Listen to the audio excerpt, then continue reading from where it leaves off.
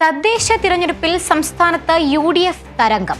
കോർപ്പറേഷനുകളിൽ ചരിത്ര വിജയം നേടിയ മുന്നണി നഗരസഭകളിലും ബ്ലോക്ക് ഗ്രാമപഞ്ചായത്തുകളിലും ഇടതുമുന്നണിയെ മലർത്തിയടിച്ചു. മിന്നും ജയത്തോടെ 4 കോർപ്പറേഷനുകളിലാണ് UDF ഭരണമുറപ്പിച്ചത്.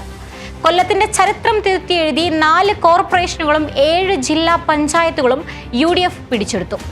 500-ലധികം പഞ്ചായത്തുകളുമായി ഏറ്റവും അടിത്തട്ടിൽ വേരാഴ്ത്തിയത് തലയെടുപ്പായി. മുനിസിപ്പാലിറ്റികളിലെ ആധിപത്യം വർദ്ധിപ്പിച്ചതും UDFന്റെ നേട്ടം. ഗെയിം പ്ലാൻ മാറ്റി പരീക്ഷിച്ചിറങ്ങിയ UDFന് കരുക്കൾ തെറ്റിയില്ല. പ്രതിരോധം വിട്ട് ആക്രമിച്ചു കളിച്ചാണ് തദ്ദേശത്തിലെ UDF തേരോട്ടം. കണ്ണൂർ കൈപ്പിടിയിൽ ഭദ്രമാക്കി. കൊച്ചി, തൃശൂർ കോർപ്പറേഷനുകൾ തിരിച്ചുപിടിച്ചപ്പോൾ ഇടതു വിങ്ങിലൂടെ വെട്ടിക്കയറി കൊല്ലത്തിന്റെ ഗോൾ വല കുലുക്കിയ UDFന്റെ അട്ടിമറി രാഷ്ട്രീയ കേരളത്തെ ഞെട്ടിച്ചു. ഇപ്പോഴില്ലെങ്കിൽ ഇനിയില്ല എന്ന് മനസ്സിൽ കുറിച്ചായിരുന്നു തദ്ദേശ പോരിൽ UDFന്റെ പ്രചാരണം. തദ്ദേശത്തിലെ തോൽവി കേരള ഭരണത്തിലേക്ക് മടങ്ങി വരാനുള്ള സാധ്യതകളെ തകർക്കും. മൂന്നാമതും പ്രതിപക്ഷത്തായാൽ പിന്നെ രാഷ്ട്രീയ വനവാസം. ജയിച്ചേ തീരുവെന്നുറപ്പിച്ച UDFകാരെല്ലാം പ്രചാരണത്തിന് കൈമേയ് മറന്നിറങ്ങി. പണ്ടത്തെ പോലെ തർക്കങ്ങളില്ലാതെ സ്ഥാനാർത്ഥികളെ തീരുമാനിച്ചു. സംഘടനാ ശക്തി ഇല്ലാത്തിടത്ത് ഉള്ളവർ ഒറ്റയ്ക്കെങ്കിലും വോട്ട് തേടി വീട് കയറി.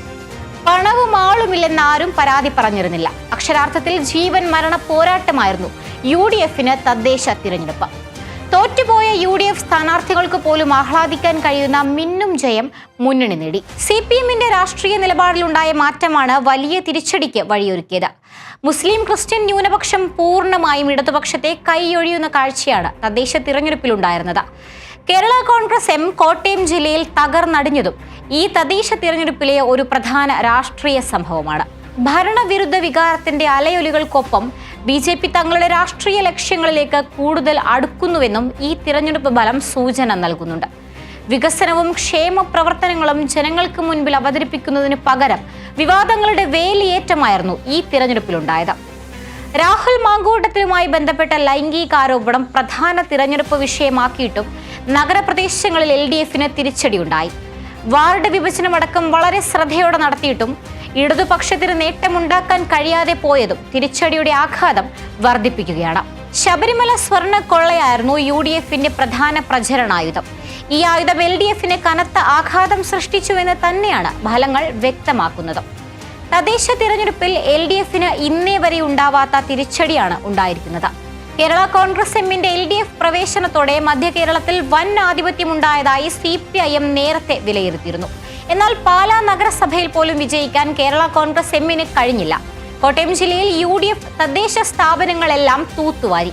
കോർപ്പറേഷനുകളിൽ കണ്ണൂർ ഒഴികെ മറ്റെല്ലാം ഭരിച്ചിരുന്നത് LDF ആയിരുന്നു. ഇത്തവണ അത് ഒന്നായി ചുരുങ്ങി. കഴിഞ്ഞ പാർലമെന്റ് തിരഞ്ഞെടുപ്പിൽ ഇടതുപക്ഷത്തിനുണ്ടായ തിരിച്ചടിയിൽ നിന്നും നേതൃത്വം ഒരു പാഠവും ഉൾക്കൊണ്ടില്ല എന്നതിന്റെ ഉദാഹരണമാണ് ഈ ദയനീയ തോൽവി.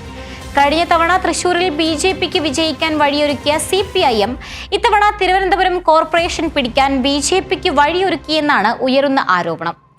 4 മാസത്തിനുള്ളിൽ നടക്കാനിരിക്കുന്ന നിയമസഭാ തിരഞ്ഞെടുപ്പിനുള്ള സെമി ഫൈനലായി വിശേഷിപ്പിക്കപ്പെടുന്ന തദ്ദേശ തിരഞ്ഞെടുപ്പിലേറ്റ കനത്ത തിരിച്ചടി മൂന്നാം ഭരണമെന്ന LDF ലക്ഷ്യത്തിന് മങ്ങലേൽപ്പിക്കും.